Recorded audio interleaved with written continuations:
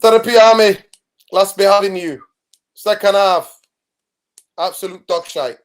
Absolute dog shite second half. Bottled it. So many great counter-attacking situations in the first half. So many times. When to take on a player, when to play the ball, the timing of the pass, how early should you play it, how you should delay it. All of that decision-making, absolute dog shite. Absolute dog shite. First half, I was happy with them. Second half, disgraceful. Disgraceful. I'm not gonna go in on Luke Shaw because that happens in football. If you played, you played. You're gonna have to use your hands to jump. Yes, you think why is his hand there? But I'm not gonna blame him. I thought he defended well. I thought the both centre halves played well. But smash a like on the video, subscribe to the channel. Tom, how did you see that game? Big up to you.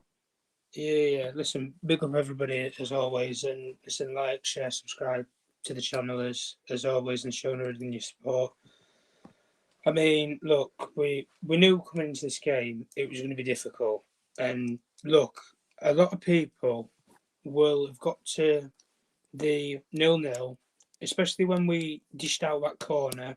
It went out for a throw-in, and it had already gone to the full 95 minutes at that point. A lot of Manchester United fans will have been looking at it and thinking, "Boy, we've got a point." And a lot of people would have taken a point before today because it's a difficult place to go. But the way the first half went, we should have been so much more clinical with some of the chances we had. Like Rashford, like he can beat a player, you can get into the 18-yard box, but if you can't put the ball in the back of there, there's no point. Like there really isn't. The only way we are ever scoring goals this season, Nuruddin, is freak runs or a wonder goal. I'm not sick. Like whenever can somebody tell me the last time where we tapped the ball in the net, or we can play through teams, because at OT we can do it. Why can we not do it away from home?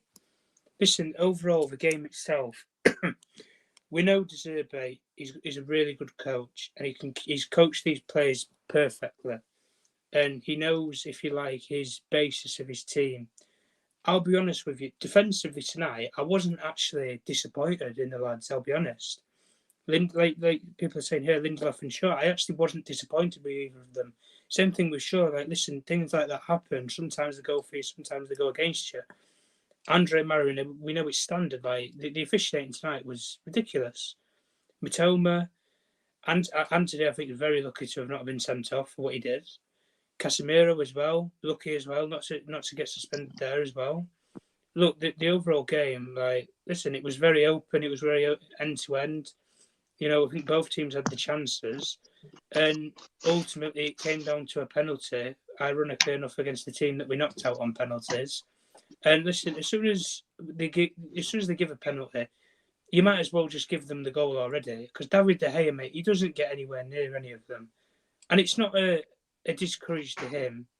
Eric Ten Hag as well. I mean, you waited until 70 minutes to change something. 70 minutes, Eric. What were you waiting for? Martial wasn't going to go on a wonder run and score because he's not that player anymore. And I'll tell you what about a couple of these players, Martial especially, mate. He's lost the heart. He hasn't got any heart anymore. Forget talent. Forget play style. Forget anything to do with a player.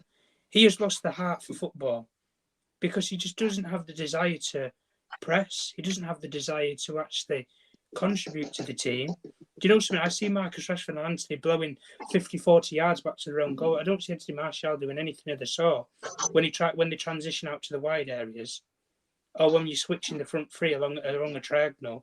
We don't do it. The problem, though, anyway, ultimately comes down to we were just toothless in front of goal. And we have been all season. And look, until we get a number 9, and I mean a proper number 9, somebody you can stick the ball in the box with, somebody you can actually direct play with, or can play with the back to goal, mate, forget it.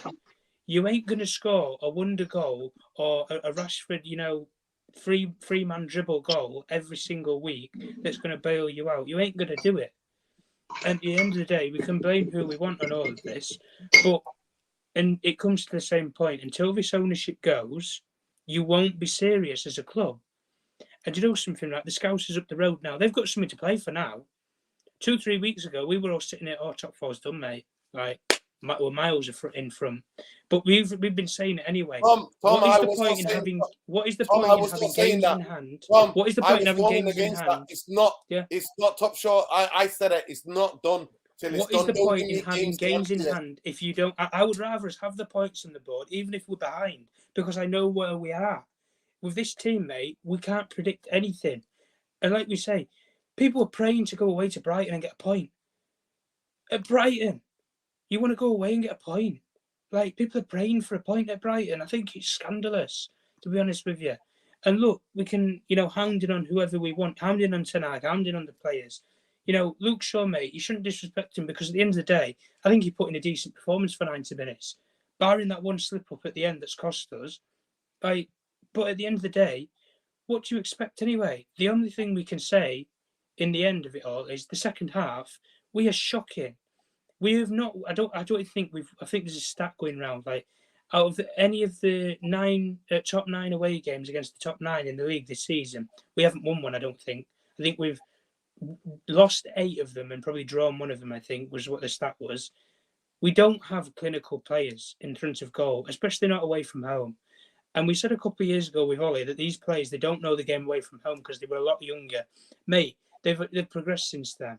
They've had 3 years of going to these grounds, some of whom have had 3 years going to these grounds week in, week out, and they still don't hack the game away from home. But at the end of the day, the one thing I will take from this anyway, and especially Ten Hag, is he has never been to Brighton away, so he doesn't know how the atmosphere is in some of these stadiums. Like he said that he'd never been to Anfield a couple of weeks ago, and we got busted, didn't we? When we got smashed up 7-0. You can tell you've never been to Anfield. You underestimated that atmosphere. Brighton is, especially tonight, like these teams like that we're playing in the next couple of weeks, Brighton, West Ham, these teams have something to play for. But our players, mate, they seem to just sitting up, put your feet up. Oh yeah, it's happy as Larry, mate. This ain't a place to put your feet up. If you want to put your feet up, mate, go and play for mediocre, Middlesbrough in the Championship. If you want to actually be part of something, and the last point I'm going to make, especially away from home, we aren't clinical, but also I don't see us being a team away from home. I really don't. Wherever we go away from home, we get sucked into the atmosphere and we capitulate. There's been too many performances where this has happened this season, especially in the second half as well. Newcastle, you can take. We was abysmal in that second half. Probably one of the worst performances of the season. We know what happened at Liverpool.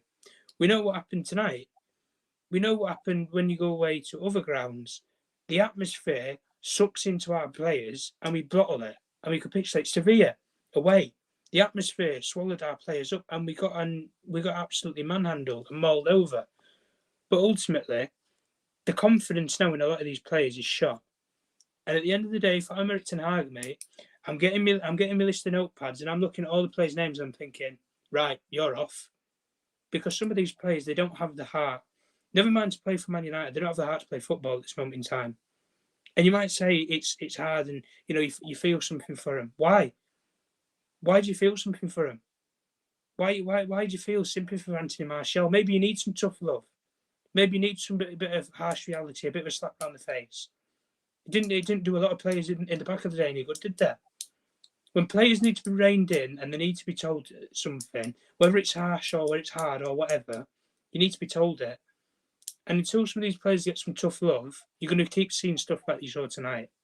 But the one thing we can take is a lot of these players still ain't Eric Ten Hag's players. And that's the only thing that I will always hold on in terms of supporting Eric Ten Hag and our manager. Because 4 of those players, realistically, are his players. One of whom's not even been playing tonight in Martinez. So you had 3, realistically, who are his players that he's brought in.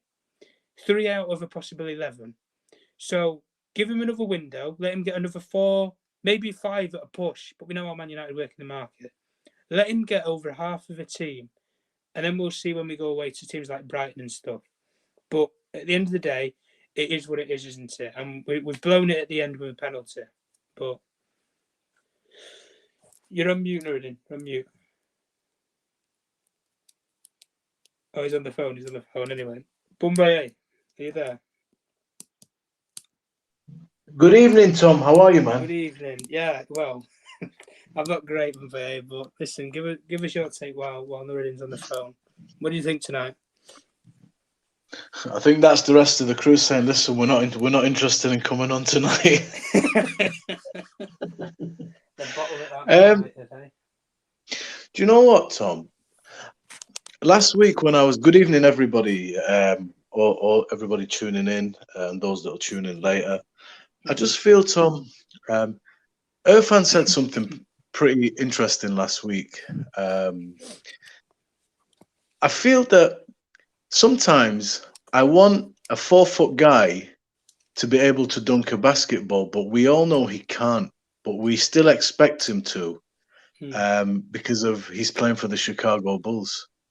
I just feel that with United, and I've come towards the latter end of the season. You know, when things are winding down and the dust is settling, and you're starting to be able to take stock a little bit of, okay, how's this player played? What have we done well? What do we need to do? Where are we deficient? How do we solve it? Things like that. I feel that the lack of a striker, and I agree with you on Martial, by the way, absolutely. I've been saying this for about 3-4 years. He does not. He's lost the fucking heart to play football. That's it. Like, forget Man Yeah. United. He doesn't want to play football at the moment in time. Yeah. So I just feel that there are certain issues in the team, certain deficiencies. The main one is a striker, because I looked at us and we have done really well. Because we've got 14 clean sheets this season, which I think is one of the highest, if not the highest, in England. I think it is the highest at the moment. Yeah. Yeah. But then at the other end of the pitch, we're just not converting opportunities with the good last pass. We're just not able to take all the chances that we're creating. And I think if you have a Harry Kane up there, or an Osimhen, or whoever we want, somebody that has got the heart, that is a top quality player, we'd convert some of our away form, from being, 12. I think we've got one win against the top 12 team, somebody told me. I think we'd convert some of those draws and maybe be able to turn around some of those losses. But I feel, looking at Man United, bro, Manchester United haven't won anything for 11 years in terms of major trophies. Now, that's a problem. But even more of a problem, and I think this underpins how mammoth the task is of any manager coming into United, is that not winning it, but we've not even mounted a serious challenge for a Premier League in over 10 years, or a Champions League. The best that we've done is 83 points with Jose, but we were still nearly 20 behind Man City. Yeah. And our best showing in Europe was the Europa League. And I think for half of the decade, we probably haven't even been in the Champions League. So I feel what that's done to United, thinking about it, the confidence, the mental capability, and the almost swagger and arrogance that used to be associated with us is completely not there anymore, because everybody that was there during that is no longer there. And this team don't even know what a challenge means. So I think any manager coming in, as well as the football, building that is very difficult. So I think of Arsenal. Arsenal have actually gone right to the wire this season against arguably the best team in the world. So what that does for me is they now have an experience and an understanding of, okay, this is what it takes to actually win this league. We're right in it. There's only 4 games left. And, this is a race. It might have a twist and a turn yet, but now they have the experience to think, well, we know what it takes, and we know what we need to do and where we need to do it. And if we add a couple of good players, that will help us get there. So you go into next season with an understanding of the margin for errors, what you're going to need to do, what the season is going to demand of you, depending on where it is. But we don't even have that. So I think Erik ten Hag is trying to make this team, a challenging team, but with no previous experience or roadmap for it, which is difficult, especially when you're up against the kind of teams that we're going to be up against next year, and we have been up and against this season. Today I only watched the second half, and to me, I heard the first half was quite a good one from a few of my friends. I'm not sure if you agree, but the second half, I was thinking, I think I just want this whistle to blow, take this point, and get out of there. Yeah. But Brighton, man, I think when I'm looking at Brighton now, it's like looking at the old Leicester. You were asking yourself, man, this is a good side. They're really doing it. What have they got? And then we found out they've got Kante, they've got Mahrez, they've got Vardy. These are actually seriously good players who went on. And I think we're looking at another type of Leicester here in Brighton. We're looking at Lewis Dunk, who I've was told has got completed more passes than any defender in the Premier League, which is a commentary about how persistent and insistent, in spite of what you throw at Brighton, for them to actually play out from the back. They did it so well tonight at times. They will not relinquish that ID. Then you look at Caicedo. He's a brilliant player. You look at McAllister, you look at Mitoma, Sully March is good, Estupinian. I feel all these players there can go on to play for one of the top 4, top 6 real teams. I think they will do, probably. Yeah, so the reality is it's a very difficult fixture, this. And you know what? A point would have been a good point, especially watching that second half. But again, I empathise a bit with Erik ten Hag. Not because he is getting certain things wrong, don't get me wrong. But I just feel that we are with our limitations and we simply cannot change that. We are what we are. And the mentality thing and the improvement is going to come, I think, with the addition of more players. Whether it's that better quality in the starting 11, whether it's that really good quality in depth to rotate and not have a fear that there's such a golfing quality coming in. But there is a lot that we can improve on. So I'd finish by saying, if we get top 4, I would say I'd look at Erik ten Hag and I'd look at this season and I think I'd be at around a B grade. I think the home form is something to behold because we have really become a force at home, but the away form we need to address. And that goes back, I think that's a reference to mentality, to the lack of certain players that we need in certain areas. As you said, players. And Mighty Mundo, he is adamant it's players. And I think we are playing some really good stuff, and players have improved, but there's still a lot to do. And with a trophy and a top 4, I'd like that. Now, if they give it away, which I feel would be unacceptable, this would be like a D this season. And that's not because I felt we were guaranteed top 4 coming in, but that's because it is well in our hands now. And that today, I believe, let me know if you disagree, is probably the hardest remaining fixture that we have on the calendar until the end of the season, Brighton away. So if they can hang on, go to Everton, do what they need to do, which will not be easy. They're going to fight for their lives, or you'd expect them to. They might not. Yeah. Then that's cool, because I started to understand what we are, what we need, and what has to happen.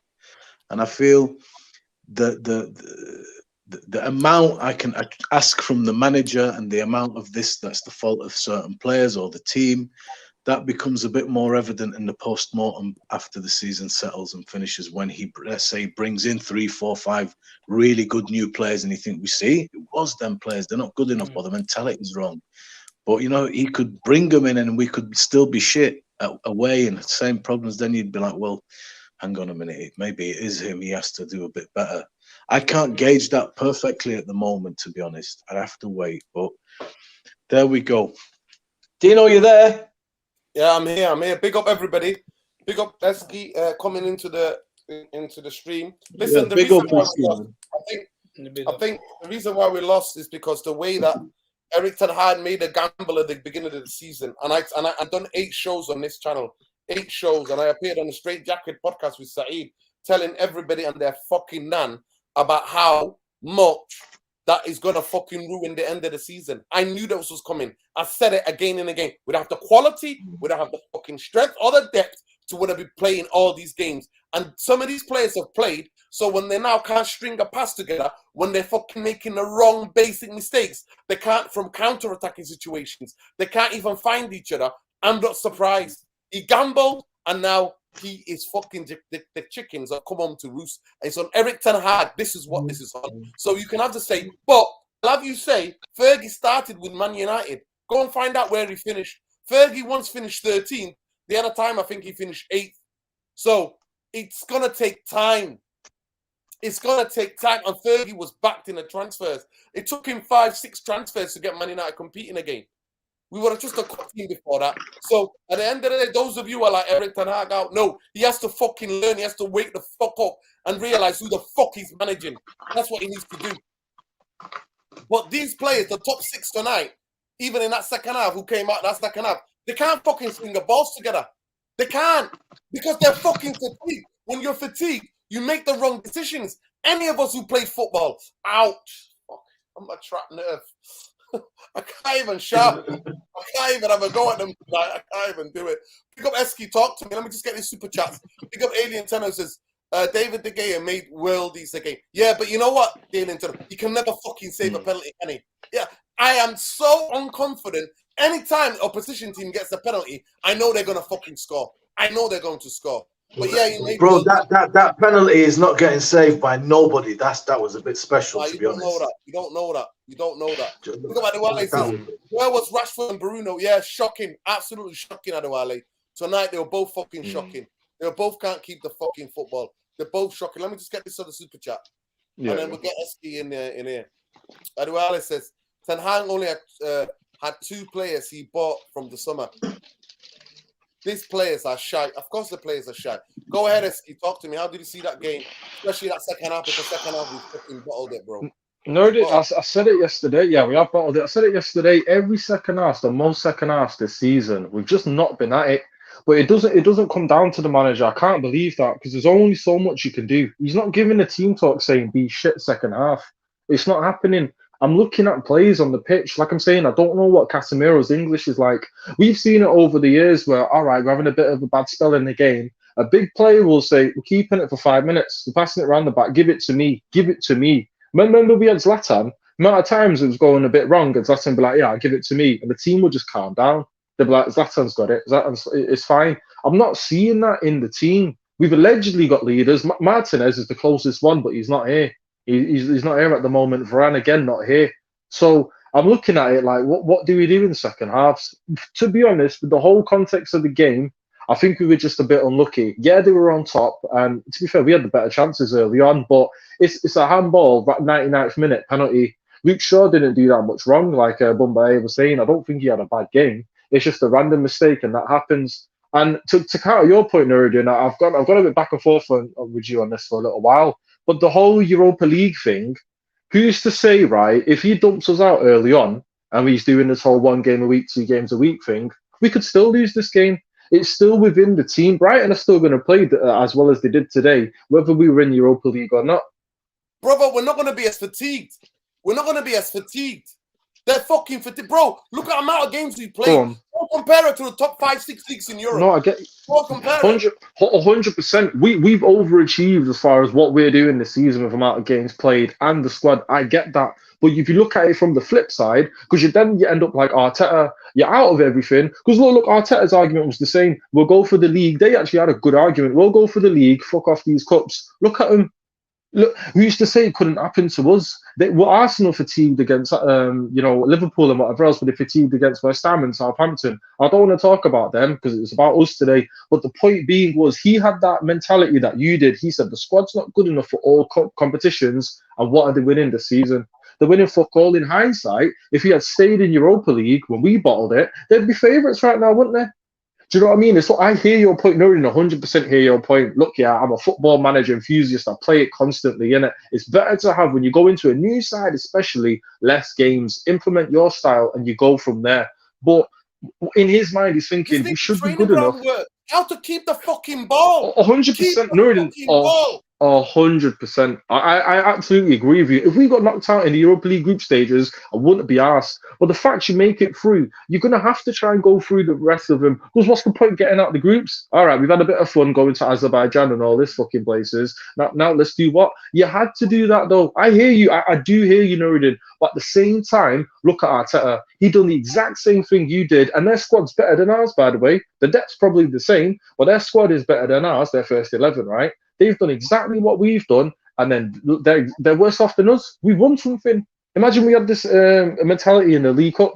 We'll be sat here now thinking we might not even get top four. What the fuck have we won the season? Do you know what I mean? So I do hear your side, but I wouldn't stick with it too much, only because he had to do what he did. Look, Man United manager, you should win every game. You have to win every game. I know it's shitty Europa League. You don't want to win it. I 100% get you, but he set targets this season, try and do the best we can, and this is it. We used to say we could have balled it the same way as we did if we were in Europa League.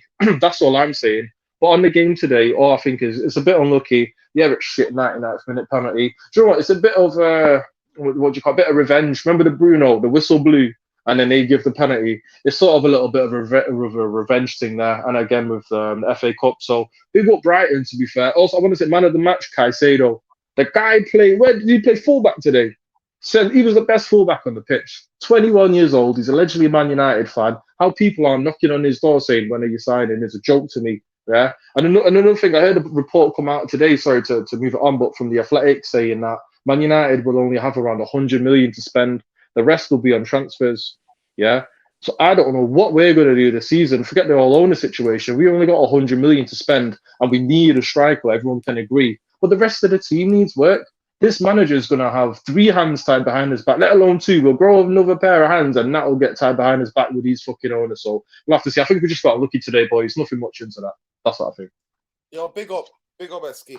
Listen, smash a like on the video. Man's in pain doing a match reaction. I can't even match fucking properly tonight because I've got a trapped nerve in my shoulder and my arm. So I can't even go in on these bastards. But they're just absolute bottle job cowards.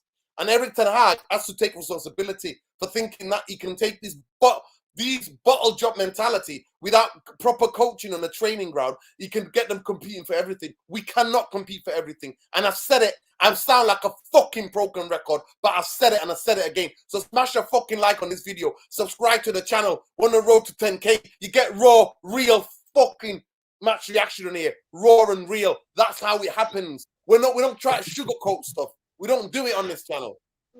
Rashford tonight, not fucking good enough. Greedy as fuck when he should have fucking passed the ball in that first half. Greedy as fuck. Bruno, giving the fucking ball away. That's a narrow. Crazy. It's almost worth the defeat to see you lose your shit like this. Who was our best player though, boys? Who was our best player today? What would you say? Is it the goalie or? I thought Luke Shaw and Lindelof defended well. Juan Bissaka defended well. I thought Diego Dalot defended all right. I thought the defense was all right. The midfield and the attack let us down. Go ahead, that's what it is. Yeah. Well, guys, I mean, I've been listening, and sorry, I just got back home, but I mean, I'm just gutted the way we lost. I'm absolutely gutted, right? And I'm not going to go in as hard on the players' bottle job like you guys are, or you are, Nuruddin, because look, they were at us for 90 minutes. They did not stop. Let's be honest, they didn't stop, right? And considering what we're normally like away from home, we'd have collapsed after 45 minutes or half an hour, whatever, right? So I thought we defended. I thought defended really well. I really thought we did. I thought our shape was good. Look, you look at their chances. There was one good chance in the game, and that was Mitoma's right at the start when he smashed it into De Gea's face. He should have just squared it, bang, 1-0, right? All the other chances that they made were not clear chances. They were sort of half chances or attempts. They weren't something that opened up and battered us up. They weren't. It wasn't that type of game. So look, I admit in the second half we didn't go for it. We were under the cosh again, right? And you can't hold out for that long. But it looked like we'd held out for the whole game until that crazy thing at the end, right? And I had Luke Shaw down as my best play before that shit happened. Now, I'm not going to blame him, but that is a horrible way to lose a game. Disgusting way to lose a game as a Man United fan. If It's a punch the wall moment for us guys.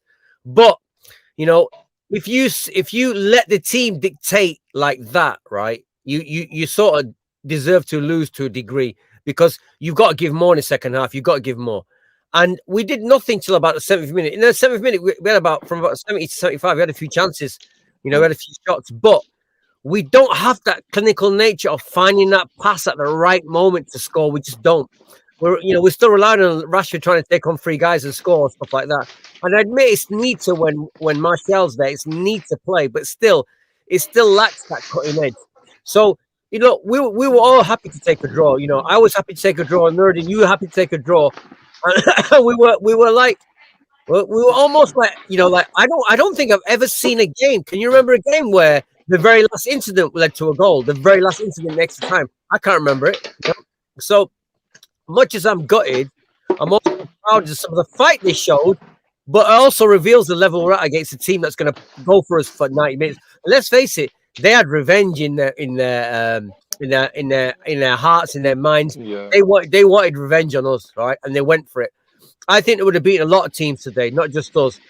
We did well to shut out clear chances, to cut out any clear chances they had. So much as I'm disappointed and upset by the way we lost, a horrible way to lose, I do see improvement in comparison to our previous away performance. I do see improvement, but does it count for anything when you lose that way? I don't know, because I guess as Man United fans, we bottled that second half, bro. I'm sorry, I don't know what game you watched second half, but we fucking bottled that second half. No, I don't. We didn't bottle it. No, we didn't bottle it. We didn't bottle it. We didn't bottle it.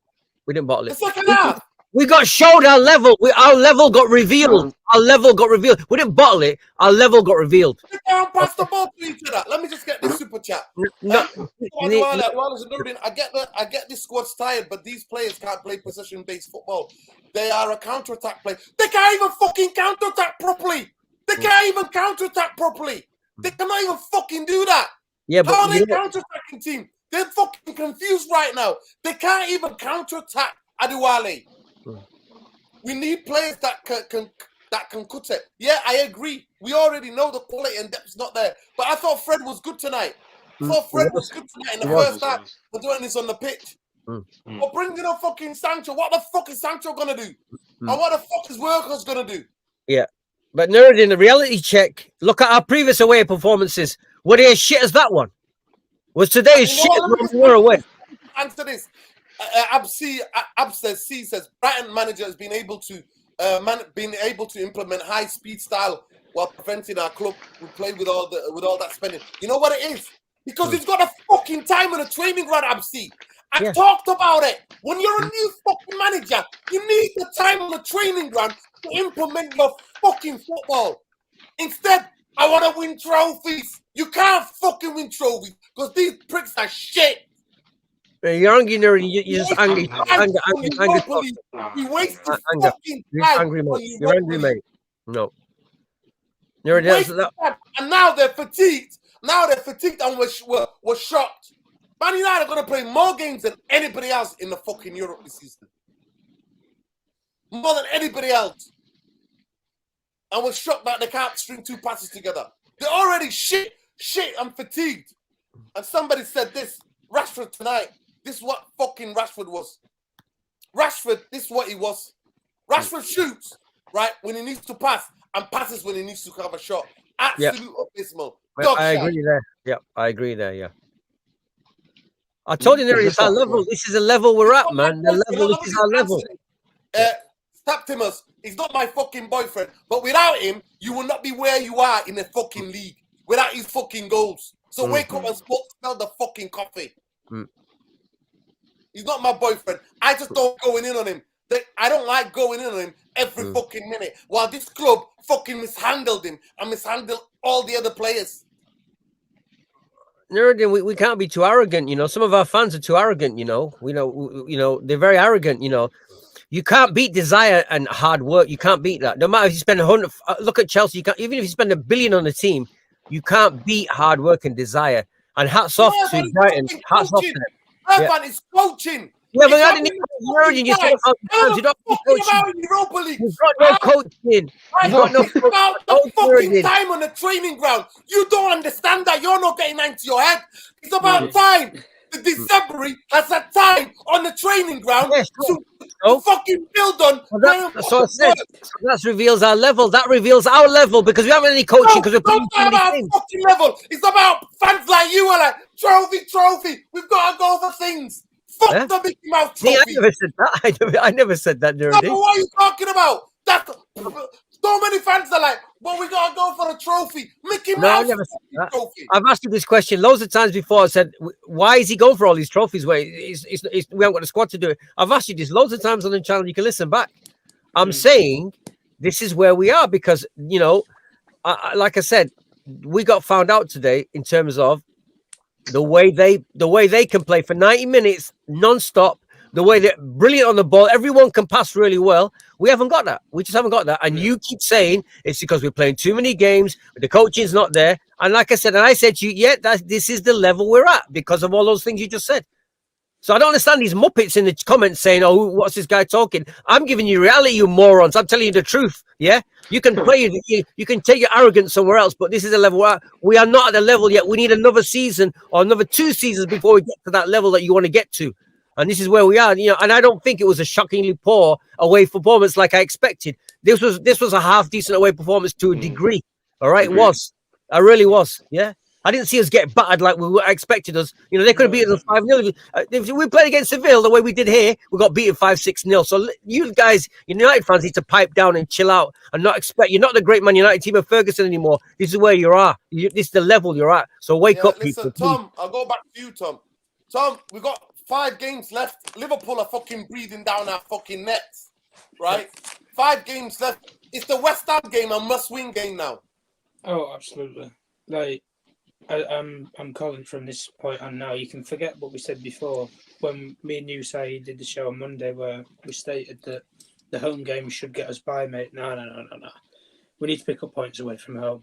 It's as simple as that. Whether it be a draw, a scabby win, like an away from home this season, I cannot honestly think of a game against a decent opponent that we've ever put in like a world-round performance. I can't. Spurs went away. Well, Chelsea, that's one.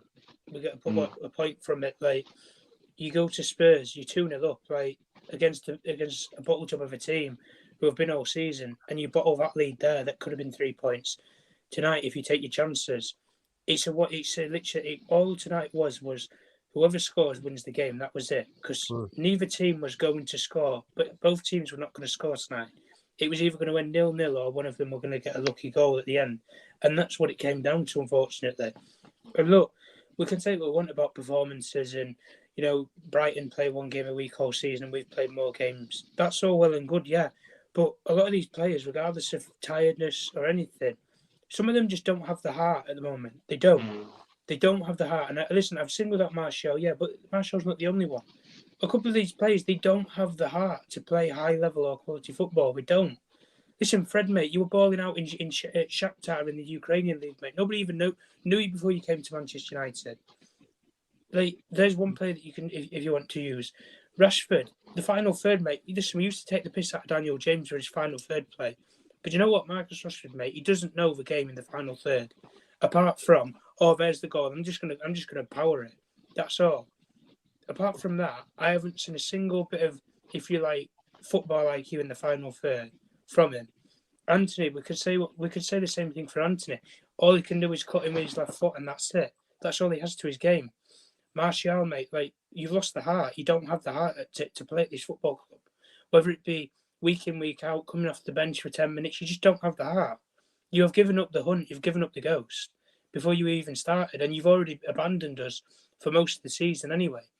Veghorst, listen, he's come in, he's done a decent job. He can run around a bit, he can do a bit. He's, if you like, been the glue to our attack for majority of the games that we've actually got points from this season because we had nobody else. And at the end of the day, I want players who are actually going to show a bit of heart, show a bit of desire. That's what we want. For when you come to this part of the season, mate, forget quality. You need people who have got some balls about them, who can actually stand up as a team and think, you know what, this is where your leaders show. Why do you think City have won 4 out of the last 5 titles in the season? Because they have leaders, they have generals, they have people who are going to command people around. And listen, they were getting a bit shaky against West Ham, but you know what? A lot of those players stood up for each other, and they thought, "No, we ain't having this. We're going to work together as a team. We're going to work hard." And we worked out, and they grinded the result out. Manchester United cannot do that, whether it be away at Brighton or anything. So at the end of the day, we can say what we want about quality, and we can say what we want about the team. Ultimately, it all comes down to the same thing. Erik ten Hag tonight, I think he had 2 of his own players out on that field, one of whom doesn't even speak English at all in Casemiro. So I don't really want to use that against him, but the communication barrier is obviously a problem because the instructions are not getting out to some of these players on that field. At the end of the day, it's simple. Until Erik ten Hag has over half of his team in this squad, you ain't controlling any game away from home. It's simple.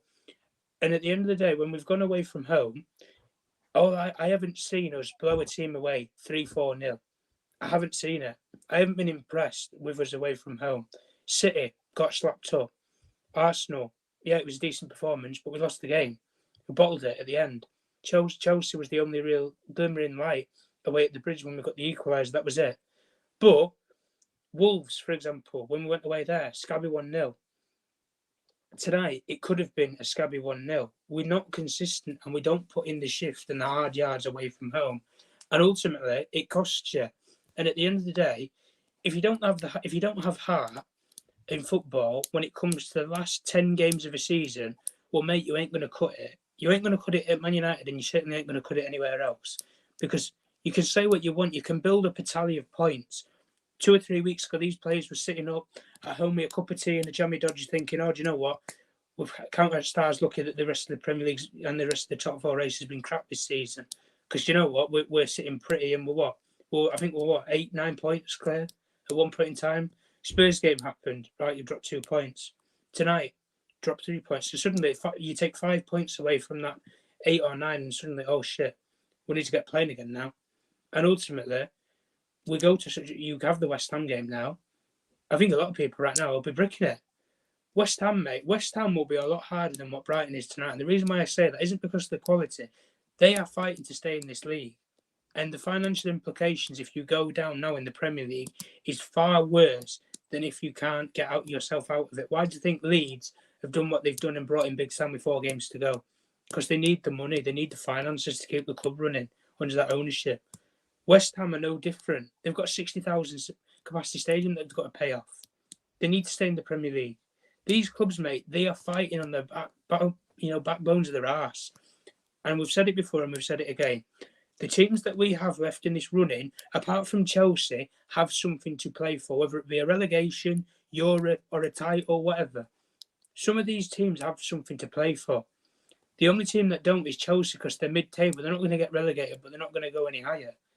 That is the only game that you can safely say, oh, well, they don't have much to play for. Any team who comes, whether it comes to Old Trafford or we turn up to their gaff, mate, they have something to play for because they have something to prove, either to stay in this league or try and get into a European competition. And you know what? Hats off to Brighton because you know what? For the majority of the season, whether it be at the start under Potter or when De Zerbi came and took over, mate, boy, do they deserve Europe. They deserve to get a European place. Conference League, Europa League. Listen, don't put them out of the Champions League. Stranger things have happened. But take it for what we know. The Scousers, mate, they've been in this position where they nearly bottled the top 4 a couple of seasons ago. But do you know what? They worked hard for the last 10 games. They worked harder than the other teams around them, and they got the top 4 place. Are we going to see the exact same story here with Man United? But, like I say, the heart and the desire of a lot of these players left when the managers who brought them in left. Martial, mate, he hasn't been the same player since Louis van Gaal left this football club. He hasn't. He had one good season under Ole Gunnar Solskjaer, and that was it. Fred, I haven't even seen a brilliant season from him. Luke Shaw, I think he's had about 2 good seasons in 10 years? Like, a lot of these players, mate, and Nuruddin makes always the point, it's the last point I'm going to make. We hand out contracts for mediocre performances throughout a season. You win a Carabao Cup and suddenly you need you. It's not as if Real Madrid's chasing Roberto Carlos because, mate, he ain't it. He ain't it. at the end of the day. There's no judgment. You don't have to rush into things. For example, you take your time with what you're doing, Marcus Rashford's contract, because you don't want to get penny pinched and ripped off. For a player who tonight, in the final third, mate, he can't cut it in the final third. When he needs to shoot, he passes. When he needs to pass, he shoots. He doesn't know the game and working in a tandem and a three. But the time when these players, especially in the attacking third, we will know if they can cut it or not, is when we get a proper number 9. Get Marcus Rashford his primary, if you like, partnership that you could get him, which is Harry Kane. Get him somebody who if you like, he has to pass to. He has to. Because there's no gun-ho going alone, Marcus, because you ain't the only goal scorer at this club all of a sudden.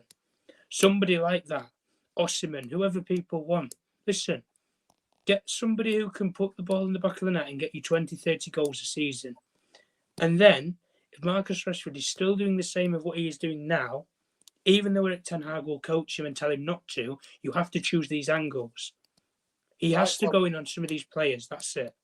That's 100%. I think you're spot on. Big up Adewale. He says, Martial was the best attacker, but the fan base finds a way to make it useful. No, he was shocking tonight. I'm sorry, Adewale. He's one of our best players. Yes, when he's fit. He's one of our best players. No, he's lost the heart. Shot when he was supposed to pass when he was supposed to shoot. When Rashford doesn't score or assist, he does nothing for you now. No, I 100% agree with that. I agree that Rashford recently in the last 10 games or 12, 13 games, he's not been that great. But then to be fair, I think he's been fucking carrying injuries. I'm not just making excuses for him. And he is being fucking fatigued because he plays every fucking game. But Martial tonight was shocking. He was fucking dog tonight. He was dog giving the ball away. I'm not seeing him. He used to make the ball fucking stick. Tonight, getting bullied off the ball. Loads of times getting bullied off the ball. Also, not why does he have to blast it? He never used to blast the fucking balls. He used to, when he's calm and he shoots, like just little dinkers to the corner. But when he's one-on-one there, he doesn't have to blast it. Just hard and low. He's a talented player, I agree. But that doesn't mean he's not. He was dog tonight. He was fucking dog tonight. But big up for the super chat, brother. Let me just get this.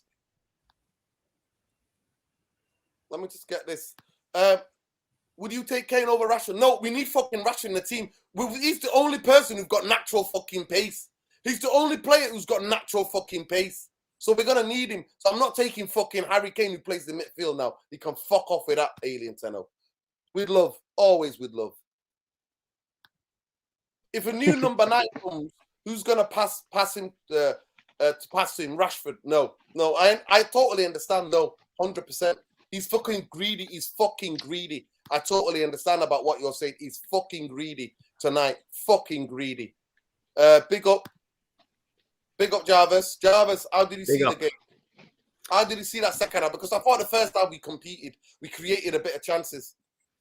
Yeah, we did. You know, we went toe-to-toe against De Zerbi, and I wouldn't have done it that way, but Ten Hag is Ten Hag. He has his principles, and he's very stubborn, so he did what he did. You know, we could have easily won this game if we had a little bit more clinicality up front, but Martial, Rashford, Anthony, Bruno, all of those just couldn't score today. So it was one of those days. But another thing is, I don't like the mentality of the team. You know, when we came to the 10 last minutes, you know, the Ten Hag did a couple of subs, and suddenly we were starting pressing up front. I said in the pre-match we had one job to do: stop the build-up, not overcommit the press. So when we had Martial on and Fred on, they were doing fine. We had the structure pressing, but we didn't overcommit. But as soon as we put on Weghorst and we put on Sabitzer, we started running like madmen against the keeper and their center backs just to press. It was like they were trying to make a point, and they were sitting on the bench for 80 minutes and watching the game, and suddenly they weren't up for it. They were overcommitting. So suddenly Brighton were were getting overloads in the midfield and starting to dominate the game. So they pressed us back and back and back. So the last 5 to 10 minutes, it was squeaky bum time. It was very uncomfortable in my mind. So I think yet again Ten Hag made a mistake when it comes to his subs. Yeah, big up Jarvis. Bombay, I'm going to go back to you. Is West Ham game a must-win game now? Is that a must-win game? Because for fuck's sake, don't anybody tell me about a game fucking in hand. Games in hand mean fuck all to me in football, if you ever know anything. Are we bottling it? We'll talk about Arsenal fucking bottling it. Are we bottling this fucking top four now? Guys, of course, a point today is something that most of us would have settled for. I said I'll This buy was your a- hand up last night for a fucking point. That's what I mean. Obviously, the dynamic of the top four is shifting on a week-by-week basis, and the margin for error is getting a lot smaller. That adds a bit more pressure. And these are the moments where a team is tested, But to be honest, guys, I don't think one performance defines a player, nor does one result in one game define a team over the course of a long season. I've seen us be in difficult situations where we've had games where we had to win and we have come back. I've seen us getting panned and then thinking, right, can they bounce back or are they dead? Are they going to be able to handle this heavy defeat? And they have. And then we've gone into games where it's not gone our way at all. It's been awful. So I just feel the inconsistencies that still exist from before that are still permeating Manchester United. They're associated with the mentality of the team. And obviously there are some practical, physical problems within the team, some deficiencies, as I mentioned earlier. Perhaps if you have a striker this evening, a proper good striker, maybe you convert a goal. We're a tricky proposition when we go up against the team. And the manager, it's his first year and he's still learning. So I only watched the second half, unfortunately. I heard we were very good in the first from a few guys, but you'll have to tell me. But every game now is a game where you really have to go out there and win it. And if the guys can, for the next 5 games, first thing they need to do, like always is the case, okay, you lost today. It was cruel after such a shift. Arguably one of the best players on the pitch, if not the best performance. It's a cruel way. But now your job is to go and win the next game and win the next game and win the next game. I think the players know themselves what the situation is. And if they can get over the line, it will be good. These are the kind of moments that you have to be involved in the course of a season to build character, to build team morale. 1 second, Bombay. Let me just hold this. Icky haha. Martial needs to be sold. Yeah, that's a point of view. You can have that point of view. Same for Lindelof. What's Lindelof done wrong? Nice, frozen. Listen, what's Lindelof done wrong? He's been absolutely superb lately. I don't know what game you watched. I thought.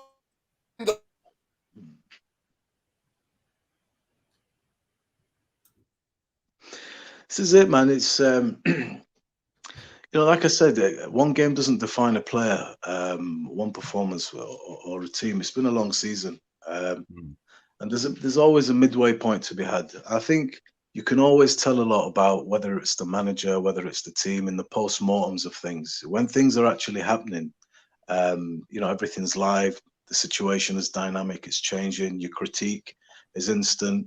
Sometimes it's reactionary. It's an emotional game. But I think if, God willing, we get over the line with this, it's a good test, this little mini finish to the end. And you build on it, man. You take it. But if we don't, then, the manager has a lot of work to do. He has a lot of big decisions to make. But go into the next game, get 3 points, get back on track, and we just go from there, man. Game by game, like we always do. Because that's all you can do. You can't change the past. You have to just focus on the next one. So, hopefully we can get a result. And then, Liverpool also have to go and do their job. They're playing with a catch-up pressure because everybody is saying now that they are in a race for top 4. So there is a pressure there. All the players are back. So there's no excuses for them either. They've had a terrible season. If they don't get Champions League, it'll be an absolute disaster for them. So it's two different types of pressure competing here. They're more experienced, no doubt. They've been involved in, wars of attrition over the course of a season. We haven't. This is one under this is the first one under the new manager and some of these players. But it's an interesting finish, and it's still ours to lose.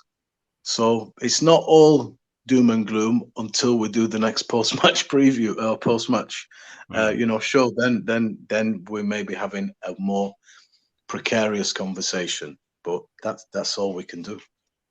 Yeah.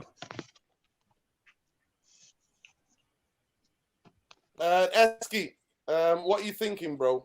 It's a must-win game now against West Ham away. Of course it is, man. Big fucking game. But you know what? I echo a lot of what Bumbaye says. Like, a lot of times this season where there's been a must-win game. Because today wasn't really a must-win. We know, like I'm saying yesterday, Brighton are one of the top 10 teams in the world. They're probably like 10th. But when they're on form, especially if they got Evan Ferguson, they can outplay you. They can outplay us. They can go toe-to-toe with loads of teams. So I'm not surprised what happened today. Like I'm saying, a backup Air fan as well. We actually played really well considering how shit we are away from home. They took a 99th minute, fingertip from Luke Shaw. It's one of them, but no, West Ham must-win game. David Moyes has always got something to prove against us. He always has his boys up for it. Away from home, yeah, we've been shot. I don't know how many home games we got left, to be fair. It's like 2 games at home. 3. So I'm not sure, but yeah, West Ham win that one, and then we just see where we are. Hopefully everyone else can do their job, but it's still in our hands, right? That's the main thing. So we just go there, put it to them, scrappy, and then just get it done out of the way. Must-win game, 1000%. Irfan, are you there? We'll go to Jarvis. Jarvis, must-win game now, West Ham, yeah? Yeah, I missed the first part of the show, so I'm not sure what you have covered of the game. Just you bring whatever you thought, whatever you saw, Jarvis. Yeah, during the game, I thought we were doing okay, but I was really uncomfortable. I don't like games where we go toe to toe and the game shifts from side to side. I like control. I was really missing Eriksen today. Someone who could be in control of the ball, take down the tempo, and control the game a little bit, play it a little bit, shift the play, make them go back and dominate. So I think Ten Hag made a tough decision playing Fred, but I don't think it was the right decision. In my mind, I said in the pre-game that we should have played Eriksen in the 8, and Sabitzer in the 10, and Bruno on the right side, just to dominate the midfield, because we saw how good Caicedo was today. From right back, he was playing right back, he was playing center midfielder, he was playing attacker, he was playing everywhere. So that guy, that kid, he's amazing. I can't even imagine if he stays at Brighton one more season, because he has a really high level. He reminds me of a young Casemiro, or sometimes he reminds me of Kante, the Chelsea midfielder. So I think he's really good. So he would be the perfect backup for Casemiro in my mind. But then we have to pay him at least 100 million. But for me, he would be worth it because he's that good. Yeah, big up Jarvis. Irfan, are you there? Yep, I'm here, bro. I'm here. It's a West Ham must win now. I don't know actually, because you could say it could be a must-win game, but we don't know how anyone else's games are going to go. We don't know how Liverpool's going to go. We've got no idea. Irfan, it's in our hands still. So we have to make a must. Forget about anybody. It's in our hands still. So it's a must win. It's a must win. Yeah.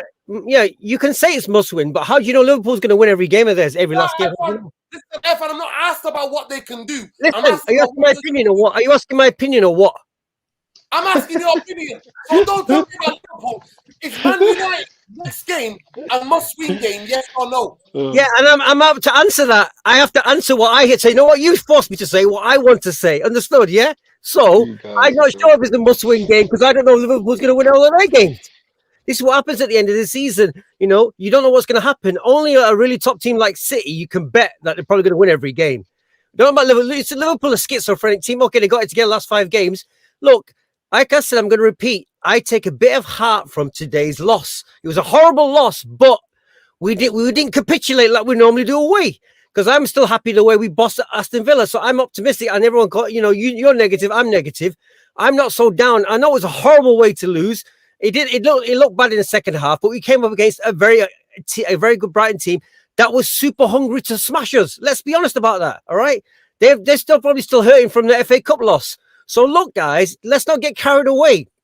Okay, you can nitpick and say, oh, we were shit and this and that. You can say all this kind of crap that you want, right? But at the end of the day, if we play like that against West Ham and have Ericsson involved in the game a little more because we missed the passing today, we should be able to beat West Ham. Even away, we should be able to at least give them a good game and not draw. We won't get beat like that.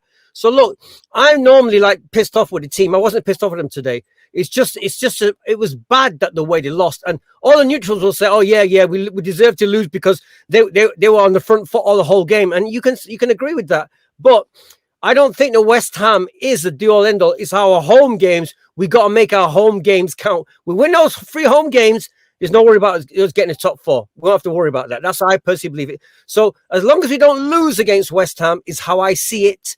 And I hope we don't lose against West Ham. But I just want them to take heart and say, look, you got to fight more, but you got to be more productive in the second half. You got to get that little detail of that final pass in the third. You got to get it right because you're not there yet. And that's the truth for the team. Mm. Oh. Yeah. You're right. Talk to me. What about West Ham? You already asked me. No, that's what I'm saying to you. Like, can you, deep down in your heart, can this team bottle it? Bottle top 4? Oh, fuck, you know. You're going to ask me that. My heart says no. My head says yeah. So one of them. You've seen 4 lines. It's weird.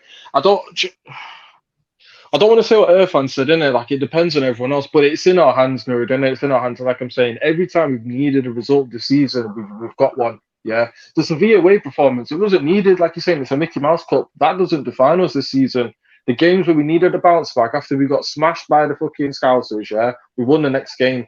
After we lost to City, we won the next game. When there's certain bad results, we win the next game. That's the only one all season, Eski. That's what we've done all season. We've won the next game. Yeah. This is what I'm saying. So it gives me a little bit of confidence, more confidence than not, that we will go to West Ham and win. But like I'm saying, like everyone's saying, West Ham have something to play for. And David Moyes always turns up against us. Even though he loses, he gives a go. It's never an easy game against David Moyes over the years. Maybe once or twice, but most of the time when he turns up, or when he's hosting us, he turns up. So I don't think it'll happen, Nuruddin. I don't want to say it because I don't think it's in this gaffer to do that. I don't think he'll do. He will do some change, even if it's an abandoned principle. And if we're not winning the game or we're 1-0 up in the game, just change it straight away second half. Don't be bringing these same players out. Even if it's a slabhead for the last 10 minutes, put on Maguire and just say, listen, nothing's coming our way. Nothing's doing. If he was on today, he probably clears a lot of these balls. They were swinging in balls. To be fair to him, he does get a lot of headers away. His head's massive. He's not going to miss. But when balls are swinging in, he gets his head on it all the time. And I'm just saying today, I'm not advocating for him to come on. I agree with whatever the gaffer's decision was today, but I'm just saying in situations where it's like, right, we're under the cosh here. We know how good Brighton are. They're pelting balls in. If he was, he's not available, I don't think. So if he was available, I think he comes on today, to be honest, because it's right, they're swinging in balls. He'll get his head on 9 out of 10 of them, and we'd probably see the game out. So even if it's just a change of tactic, I believe in the gaffer. We won't battle it. We won't battle it.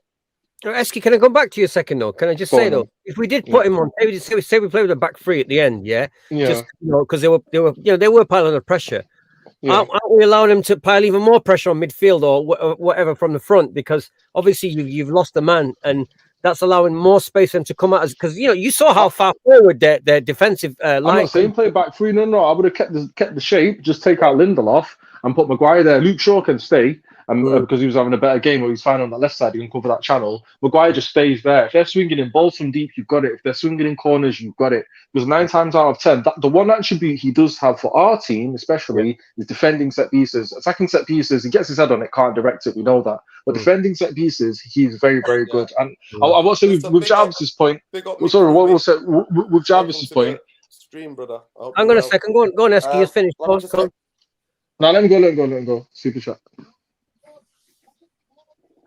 Otherwise, it says Shaw cost us 2 points at Crystal Palace by giving away foul for the free kick and cost us 3 points today. I actually thought he played well today. We played very well today, man. Come on. Yeah, it's one of the match before that mistake, in my opinion. Big up, Sean Thomas. We can bottle top 4, especially because it's in our hands.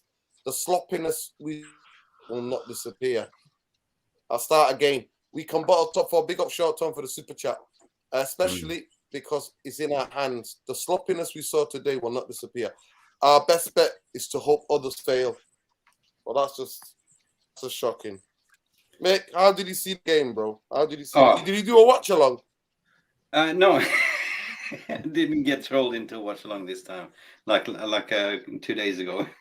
I didn't. No, I just did the traditional like lineup reaction and just break up the lineup, go watch the game. I cannot do watch alongs. I am too ADHD, to be honest. Like, I need to focus on the game, and then like you, I need to think. Usually, I need to sleep 24 hours until I have my real reflection. But unfortunately, like, as a content creator, you run a channel. So we did a match reaction show. We had Phil Brown on, Jay Daly. You came on as well. Everyone had a rant. At the end of the day, everyone sees the game. Everyone and Jarvis, sorry. So it turned out to be a comedy show, like a real therapy show, right? So what's the best way to do? Because at the end of the day, we got to be the rain, shine, win, lose, draw, and take it. There's nothing you can do about it. It's 0-1 on the scoreboard. Just make the best out of it. See the positive out of things. And I agree with the gentleman up in the corner. It wasn't a bad game, actually, to be honest. Like, what is to expect? To go to Amex and take it to them? Like, we pressed them. They pressed us. We pressed them. It was the similar game, like, the FA Cup semi-final. Like, it was like two Siamese twins. Like, it was so difficult to separate. So you had to go to the final, final second. And unfortunately, the hand of God, or whatever the people call it, Andrew Mariner was not even considering giving that penalty. He was just whispering in his ear to go and give the opportunity. And when you saw the VAR, it was just like a still motion picture with a hand, and it took him 5 seconds to rule it, right? So again, he had to sort of spoil the game. I think the boys did really well comparing to how we've been playing, away games. They really took it to Brighton, and let us kid us not. Brighton is one of the best pressing teams on high line in the league at the moment. So yeah, we did a great job. Yeah, the substitutions, like what did Weghorst offer? I don't know. People are criticizing Martial for wearing his gloves. I thought Martial did one of his best games this season since he came back from injuries. Fred did a fantastic job. As what we were saying yesterday, his job was to do a man marking, like be the overcoat. There was a lot of energy, and we basically, where we missed, because they were so good in overloading the midfield, but where we missed out on was the sloppiness in the past, in the transition play, basically. When we went counter-attacking, there was numerous occasions we can put him to bed in the first half. As a matter of fact, the first 3 minutes, where was it Anthony that missed it as well. So it could have gone either way, but it's just sad it has to go to 95th minute and plus extra over and a penalty. And that McAllister would never miss, 6 spot kick in a row, 6 correct. You know what I mean? So it's just fuck me. Sorry. It hurts. Nick, I have to disagree with you. I thought Martial was wasteful. I thought he was absolutely wasteful. I actually thought he played better when he played against City. And a lot of games, this is a Liverpool game, a lot of big games where he actually played well. He didn't score necessarily, but he held the ball up. I thought some of his hold-up play was shocking tonight. I don't know, especially second half. I thought of it was horrendous. And what I'm trying to say, yeah.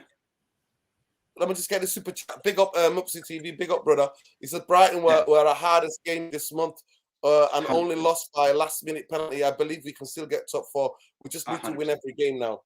Yeah, 100%. I mean, this was the toughest game of the remaining fixtures. This will always be the case. Yeah, that's what I'm trying to say. I try to see the positives out of it, and what I'm saying, like, you know, barring how we've been playing away, this was a much better in performance than playing away. Right?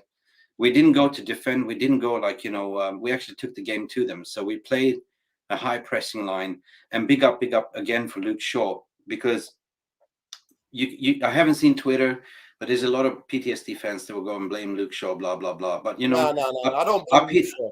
I don't blame. I pinned down Luke Shaw as the man of the match for me, right? Yeah, he played well. He played well. And there was an instance when I saw, hang on, is that Martinez in the blonde wig? You know, basically he looked like exactly like Martinez. If there was a instance in the 85 minutes, somewhere around that timeline, when he just basically flipped the defender like Martinez and just dribbled away from the press. Unbelievable performance. Aaron Wan-Bissaka also, again, pin-pocketed Mitoma. You know, he's got his number already for the second time on WhatsApp, dial in, speed dial. Yeah. So, Indeed, yeah. unfortunate. It is unfortunate. The footballing gods is not on the side today. That's what it is. I thought we bottled it the second half, though, brother. Seriously. I genuinely think we bottled it. Where did we bottle it in the second half? We bottled it because we can't keep the effing ball. And then you're right. You're absolutely right. And this was a point that I written down as well. And we discussed that in my stream as well. Was it a game to bring in Ericsson to play the register, to hold up the ball, find the feet of Rashford? Because we couldn't hold the ball properly in the midfield, according to my opinion. It was, but I think I would have took up, me personally, I would have subbed Bruno for the last 15 minutes or 20 minutes and put Ericsson up the pitch as a number 10. That's what I would have done. But Sabitzer worked well when he came in as well. Like, you know, he looked he brought a bit more energy, yeah. But I thought Fred did well today. I'm not gonna lie to you. Oh yeah, give the man his roses. You know, we always talk about Fred being like the Forrest Gump, the life is box of chocolate. You never know what you're gonna get. You know, so this time we got the goodie chocolate.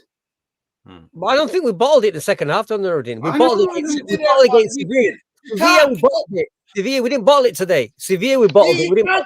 Evan, let me explain something. There are many ways to fucking bottle a football. Yeah. There are many ways to bottle a football game. You bottle a football game by not having intensity and aggression. You bottle a football game by not fucking keeping hold of the ball. What the fuck? The ball is like a hot potato.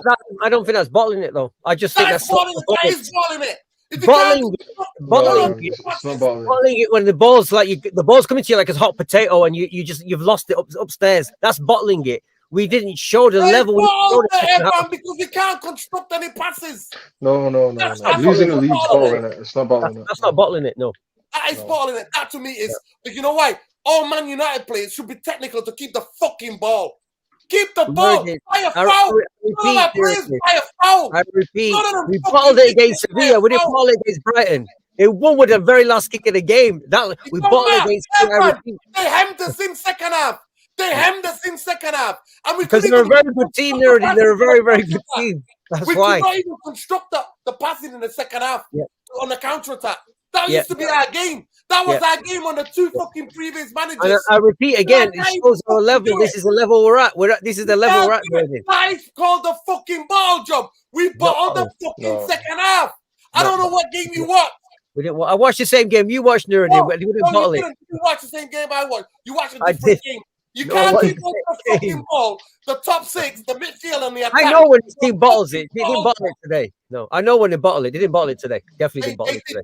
The second half they did. Can't keep hold of the fucking football. But that's just the stats being slack. To me, you bottle it.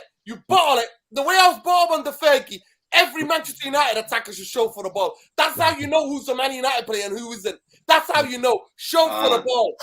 Go ahead, Jarvis. I get your point. There, man. I get you. Certain players bottle it, not the whole team. Is that what you're trying to say? Yeah, the top six, the midfielders and the attackers did. Go ahead, Jarvis. Yeah, okay. First of all, everybody just breathe. And no, mate. No, listen. And everyone else has to have their own opinion, Jarvis. You know that. Everyone else has to have their own opinion. Yeah. You know, I love Nuruddin's opinion, and I agree to a certain point of view. But we got to remember. I think the subs made us lose the structure defensively, and that affected the game. So the last 5 to 10 minutes, we were inviting, because Brighton wasn't dominating us at all, but we lost our structure, and suddenly just Brighton played their game, and then they had like a triple chance with shots from every side and Spot on, corners, Jarvis. over and over and over again. So for me, I think, we gotta accept we're not City. We don't have the squad depth. So Ten Hag's dilemma is: should you rest players? Should you play players even if they are exhausted, if they can't run anymore? Who can he put on? Okay, he had to sub Martial. We know Martial. He's made of glass. He can't run when his legs is tired. And Fred was haven't played many games in the last 2 months, so he can't stay on for 90 minutes. And we had problems because who to put on. I blame in a way. I blame Ten Hag, but in another way, I can defend him. You're right there, because there was a scene in the 72nd minute where the camera zoom in on Erik Ten Hag, Van de Gaag, and what's his name, McLaren, right? Yeah. And they were discussing who to sub because they needed fresh legs, right? And you're absolutely right, because up to that point we were kind of all right. We were going toe to toe. We were like defending a midfield. We're defending well as a team. But I agree that we lost a little bit of that dynamics, and we invited them to play the game at the end after that 72nd minute, or after the first subs. Yeah, you make a point, actually. And this is what I say. I like to think like, when I wake up fresh tomorrow, I will think about it and I say, yeah, I would have seen your point there. So big up. I'm going to watch that second half tomorrow when I get up. I'm telling you, Irfan, me and you, I'm going to invite you. We're not going to go live. I'm going to go through the game with you. I'm going to go. I watched it very carefully. I watched it very carefully because I was shocked. No, you haven't. I was shocked we were still in the game. We're going to watch Let me ask you a question, Aaron. Let me ask you a question today. Let me ask you a question. How many clear-cut chances did they have against us? How many did they have? Yeah, point. How many? I said the defense was good. I said we defended well. So you should rephrase. You should rephrase and say some of the players bottled it, not the team bottled it. Listen, I said it. Listen, on the transition, it's there as a title of the show. Top 6 bottled it. Second half, they did. But big up to everybody. We disagree on the bottling aspect. We disagree on it. 200 of it. We played one of the fittest teams in the league, if not the fittest team. We played a serious team. We played a team that's so athletic and so young and vibrant and hungry. And you have to remember, Nuruddin, this is the thing about football and sport, right? When you've got these little, dare I say, minnow. I mean, I used to work in Brighton. I know the place very well. Okay, look, what we can't do about being a Goliath, right? We can't instill hunger and desire. But minnows, small teams, they've got it in abundance, and the best run small teams find these players that have got hunger and desire, and we can't compete with that because we're money bags. We're like the Goldman Sachs of football. We're money bags. We can't compete with that, and this is why for the neutral is laughing, because the neutral understands there's some justice in sport, and that you can't buy desire. Desire is something that comes from within, and that's why I applaud Brighton today. Much as they beat us, I applaud the fact that a team that buys players for 1 or 2 million can slap us to a degree, and that's a good thing for football. So I take my hat off to Brighton for that, and that's the moral of the story today as well. I know who loves them, Irfan, who loves them, who spent hundreds of millions on them, who loves them is from who know what they're doing. Box clever, that's what they have. That's the difference. Big up to everybody. Please smash a like on the video. Subscribe to the channel on the road to 10K, people. Here you get raw and live reactions. That's what you get here. I'm starting my own channel called Bottle Job United. I'm going to start my own channel against you now and already watch, okay? Bottle Job. No, guys, I love your passion. I love the passion. It is emotional. Football is emotions, right? Big up to all of you being the peacekeeper here, right? Anyway, I remember we were sitting here yesterday and we were saying, like, I remember you saying, if we get a point, I take that, right? And I was sitting there at the very end. Yeah, I take this point. It's a good point. Playing away against one of the best up-and-coming teams, right? So, and this is so bitter when you actually get the last kick of the game ruled against you. It's a penalty, and there's nothing you can do to defend it, right? Fuck it. Sorry. But looking ahead, guys, West Ham Sunday. I'm We're going to playing ask you Wolves. the question. I'm going to ask you the question. Are Man United going to bottle this fucking top four? No, not a fucking chance. No.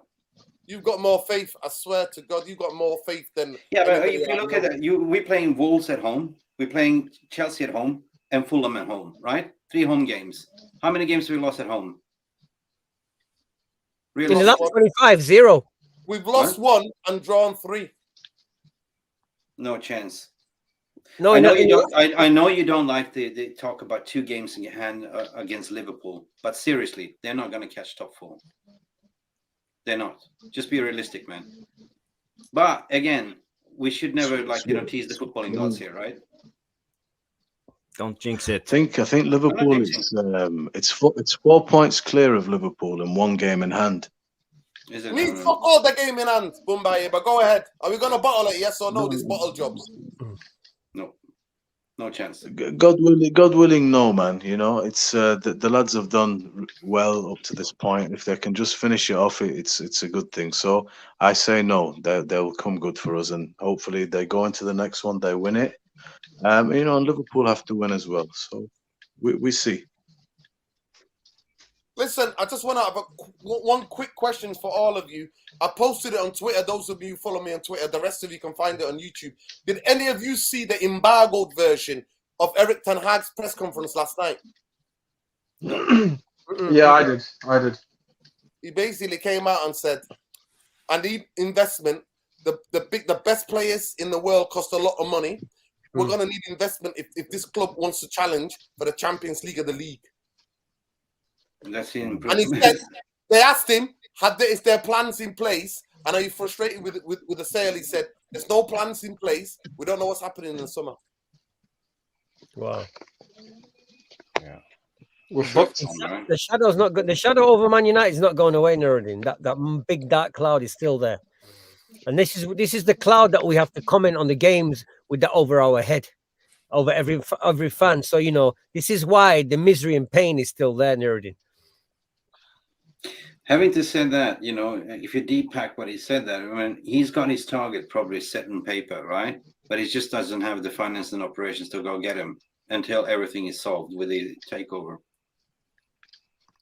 And then the obviously the anti-Qatar lot, the British media brigade, are all out here going, even if you got Qatar, you won't spend money because of the FA. Listen, if they clear the debt, when you clear the debt, you'll have more fucking money to spend if you clear the debt. The Qataris will clear the debt straight away, and they'll clear the debt that we own in transfers as well. And then they'll be able to get rid of 6 or 7 players and pay them out of their contracts and go, see you later, go. And based on that, they will recalculate the FFP and the amount of money you're allowed to spend. That's the thing, right? But anyway, honestly, if you've not watched it, all of you in the comments, there's 223 of you here, right? If you've not watched it, go and watch the second. I posted it on Twitter. Those of you who follow me on Twitter, you can get it on Twitter. It's there, plain sight. One of the most damning press conferences coming out from Eric Ten Hag. He basically says we need lots of money because the big players are expensive. And if Manchester United, he said, Manchester United are top 3 in the world. Top 3 in the world, he said. Top 3 in the world in terms of the size of the football club. And they asked him about the scarf. He said, no, somebody threw it to me. I picked it up. It was politeness. And then they were like, were you endorsing the fans? He like, no, he goes, I know what's going on. But he's like, so honestly, it'll go, listen to that press conference, the embargo. So it came out at 10:30 last night, right? It was before the game, the press conference. They always do it for the newspapers. It's embargoed because that's where he answers the question from the newspapers. And you know what? If you listen to that, Ten Hag is Qatar in all the way, and it's frustrated by the Glazers with the sale. I posted it last night at 12:30. I'm there trying to find painkillers for my shoulder, and I saw it and I posted it. At 12:30. Nuruddin, what's the most common thing that the Glazers overdone? They're always delaying things, even in transfers, right? They don't give a shit, to be honest. They don't give a care. They don't care whatever if we delayed in transfer market. They're never done, right? Listen, it's what to me. I'm not gonna lie to you. I predicted this.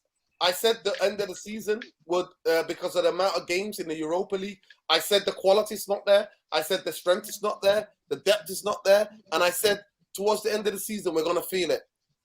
It looks like Man United will play more games than anybody else in the top 5 leagues in Europe. Yeah.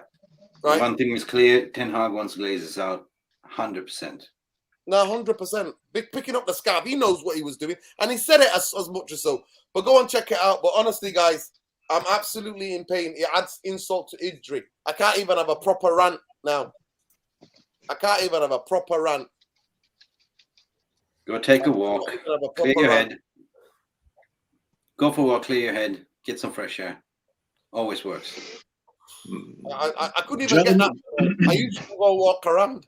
I jumped onto Mickey's match reaction, instant match reaction. So big up, Mick. People, go and subscribe to that channel. It's a fantastic channel. Yeah, we ended up having a comedy show at the end of the day, didn't we, Jarvis? Oh, It was really funny. It always has to be. Because there's two things. You either laugh or you cry with Man United. So Yeah, we cried you enough. came on. I cried enough. So you got to laugh. Yeah. Gentlemen, gents, I need to roll out. Lovely to see you all. Look forward to seeing you on the next one. Big up the comments, some really great and funny stuff this evening. Nice work all around. I'll see you soon. Big up Bombay. Lots of love. Bombay. So, Good night, guys. No, but seriously, Nuruddin, you came on. Phil Brown was on. Jay Daly was on. Everyone had the rant. Everyone disappeared, and then me and Jarvis held the fort with Botswana Papi, and that turned out to a bloody stand-up comedy at the end of the day.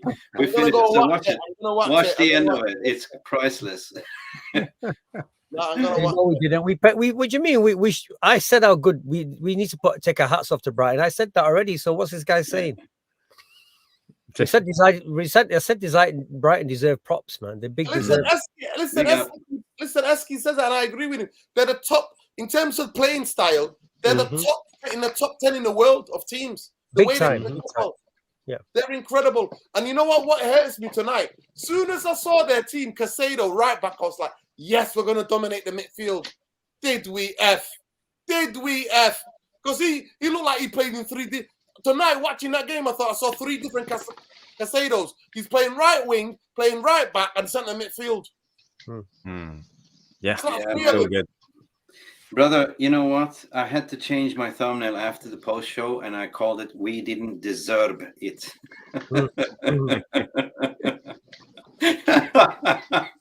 Deserve it.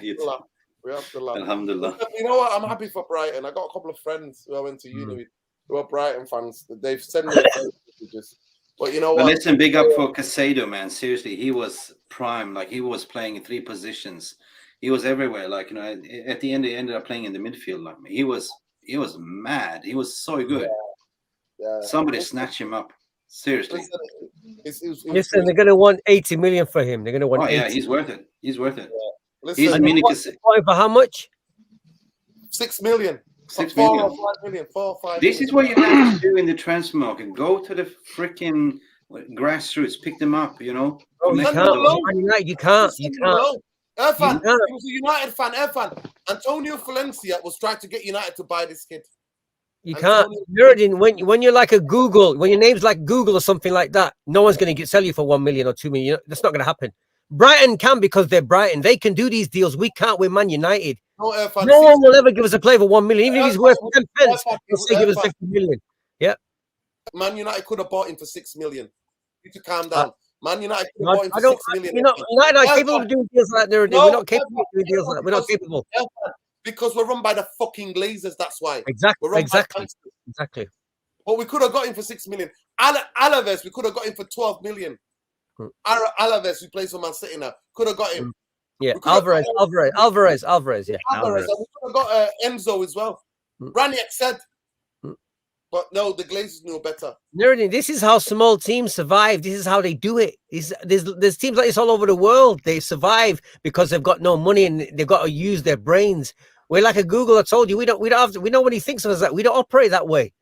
We buy 150 million pound players. We're dumbass, but we run by crazies as well. You know. Listen, Big up Bombay. Listen, Big up. sorry, Malcolm, it's the end of the show, bro. I'm going to have to go because I'm in pain. But listen, big up to everybody. People, you need to go and check out Mick Ruby. You need to go and check out MUFC. Realist TV. Realist TV, MUFC Realist TV. Go and check out, especially if the second part of that match reaction apparently was a comedy show. It was. Into a fucking Even comedy show. Jarvis turned into the prime comedian. Yeah, I'm definitely gonna go and check it out. Make sure you go and check out Jarvis. It is Jarvis Cocker Bowley 77. Mick Ruby Mick Ruby on Twitter. Just find me on Mick Ruby. Just type in MUFC like Manchester United Football Club. YouTube MUFC Realist TV. There you go. We are on the road for 11,000 subscribers. I had mad week, 450 subscribers in 1 week. Big up for the community. Big up to everything, man. 100%. That's Big what up we're here for. Community, love and peace. always. Oh, I was to say, peace, love, and pit bulls as well. Yeah, listen, peace, love, and fuck Man United bottle job bastards. That's what I But Eski, obviously, Eski doesn't do like Bombay. You can catch him on this channel only. Irfan Rainey, Irfan Rainey at Irfan Rainey on Twitter. I just got one, can I just make one final point there? There's someone about Brighton. Yeah, go ahead. We weren't beaten by Brighton's. I know Caicedo had an amazing game. We weren't beaten by the individuals. We were beaten by a team performance of Brighton. We weren't beaten by Brighton's individuals. Okay. No. Irfan, they're a team. Yeah, they're a team. No, someone was saying in the comments. I was just reacting to the comments. We were beaten by an all-round performance by Brighton, not individuals. You know, even though Caicedo had a brilliant game, they're an all-round team. They're a proper team. They're not individuals. They are a team. Just pick up Wan-Bissaka though, because Matoma he roasted everybody this season. No, Did you see that? He was invited. You know, he kept on. Irfan, can I make a point there? I remember Saka. Yeah. Numerous occasions I was watching it. He just took a step back, 2 steps back, invited him. Go ahead, son, because I'm going to catch you with my legs. Yeah. And he showed him the line. He actually shoved him out the line. All the time he did it. Yeah. He did it. He did it. Go ahead, Jarvis. Yeah, I just want to end and ask Irfan one question. You know, DJ radio host Irfan. Yeah. What kind of music do you listen to when United lose games like this? Can you recommend one song? Fella. No. Actually, you know what? It's a very good question now, because in this house I've got 6,000 records. Yeah, right. Wow. But I've also got another 2 houses with records in as well. So it's about 17,000 altogether, right? And they range from 1960s onwards. Yeah, from all continents. So you know what it is because I've been supporting Man United since the 70s, right? I don't worry about the music is always there to heal the soul, no matter what happens. Yeah, it's always there. So I've got to get out no matter if Man United lose. But the thing is, look, right, when I started supporting Man United, when Liverpool were the dominant team, I never expected us to get over Ferguson and have all that success in it. I never expected it, because I remember when Liverpool used to batter us, when Ipswich used to beat us 6-0, I remember those days. So what I'm saying is, and I said to Nerdies many times, I'm still drunk on the success of Ferguson. I'm still drunk on that. Once that's 40 years down the line and everyone talks about what happened, like the Busby Babes, then I will have to find some records to heal the soul. But at the moment, I look at the records, I look at who we are, I look at how great the team is, I look at the fact everyone hates us because of who we are, and it's the fact it's still the greatest club to support. So I got no worries. The music is just a bonus, That's it. It's just a bonus. Yeah, but you didn't answer my question. One song. Well, today, shit. What could I offer you today? I've been buying a lot of reggae at the moment, right? Let me think. I want to do something about keep positive. What can I put? No, Bottle Job. Is there a track called No, it's got to be a positive one. Shit, who can I think of? I have a recommendation. I have never gonna give you up. Never gonna let you down. Of course. I have another better one. Of course. Actually, question before we go. Does anybody know what year that record came out? 82. Come on, guys. 82. It's definitely 80s. Yeah, it is. Yeah. 82. Which is, let's have a quick look. Quick, let's share this, because every time Jarvis sings it, I always think, because I remember this record really well. Yeah. It was a huge record in England. Let me just check. 86. Was it 86? Alien Tunnel said it's 86. Yeah, 84. Somebody says. Right, hang on a second. Hang on. We're gonna get there. Shit, I can't find the year still. I have while you're doing this, I have a perfect song whenever we lose, and that is Coldplay "Fix You." You know that song? You know, when you try your best but you don't succeed, right? Mickey, you're too much of a romantic. You're such a romantic. When you get what you want, but what not what you need. Stuck in reverse, guides will guide you home. It's a fix you. That's what it is. Like, because we come again, we go again. Like, it's all about healing. I love it. It's on my Spotify. Right. No, but I'm gonna start getting the up, down, positive. I'm gonna start going through them and finding the ones by mood. So answer the question next time, and I'll be ready for you. People okay? going Googling 87, 86. I love it. No, it's 84. I'm sure it's 84. I'm sure it's 84. You know what my track is? Yeah. Back, soul to soul, back to life, back to reality. Yeah. You know what you should do, man? You should do a show like where you relate certain songs to certain moments with Manchester United in the 80s or 90s. Oh, But just think, Nuruddin, in 84, what were United doing in 84? You know what we were in 84? I think FA Cup in FA Cup final. We were never in the top. We were like 6th or 7th team. You know, we were always an FA Cup final winning team. That's it. We never got a sniff of the league ever. I just want to congratulate. First of all, I want to build a lot of solidarity to the people of Palestine and also to the people in Sudan and anybody else in the world who's suffering. I want to send the love to the kids in Serbia, in the school, and the horrific tragedy that took place there. I hope condolences with those families. And then we also want to congratulate Napoli. Yes. Yes. Napoli won Serie A. We got to celebrate Napoli. We got to beat them up. Yeah. That's one of the best stories in football for a while. That is definitely. Oh, Boone with a Broken Dreams. That's a good one. Broken Dreams, yeah. It's 1987. You boys like your soft rock, man. You rock boys. I'm over reggae, soul, jazz boy, and hip hop. I'm everything, man. I'm a muso, right? Yeah. I'm a musician. Listen, right. For me, you know what it is? It's fella for me tonight. Water is not the enemy. Water no get enemy. Yeah. Fella water Kuti, yeah. no get enemy. Yeah. That's Nigeria, king of Nigeria. Yeah. Fella, that's the song that gives me a bit of. But it is what it is. Love and light, people. And I hope to go to Napoli one day to have that pizza. Love and light, people. Listen, we wish you good night. Please smash a like on the video. Subscribe to the channel if you're not already subscribed.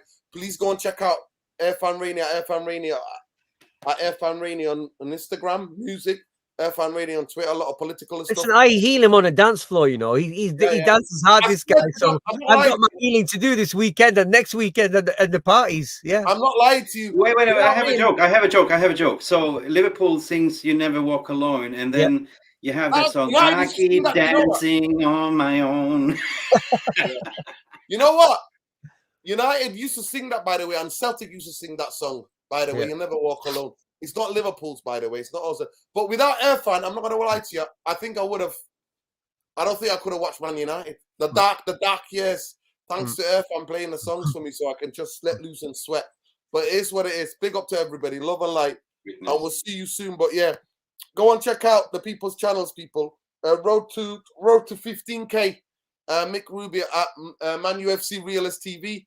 Jarvis Coco will be on there. Bowley 77. Also, check out the weekly Armchair Sports. Make sure you check that out. Like I said, FM Radio on Instagram for any music, anything like that. You might even see videos of me going crazy like a madman on a dance floor. And Eski, big up to you, brother. But honestly, you delivered the most howler tonight. You said, let's get Maguire on. Maguire, we would have conceded 5 and Maguire would have been on the pitch. No. It's not a howler. It's not a howler, bro. Only last couple of minutes. Come on, man. Yeah, but we were getting pelted with crosses, man. Who did you bring on? Yeah, it would have been. It would have been. You know what, Eski? I'll bring you on before I bring Maguire on. Bro, I'm 6'3", man. Slap me on. I will play for nothing, bro. That's what we need. You know, the physical presence might help. Who knows? Bro, I play centre back as well, man. Come on, man. Exactly. No one knows. Come on. No one really knows. I'll bring you on before I bring that guy on. But listen, please subscribe to the channel with a road to 10K. Hit that notification bell. It lets you know when next live. Good night, people. But West Ham is a must-win game for Manchester United. It is a must-win. See you Sunday. I can't stress this. Big up, love and light, people. Take care. So. Take care, boys.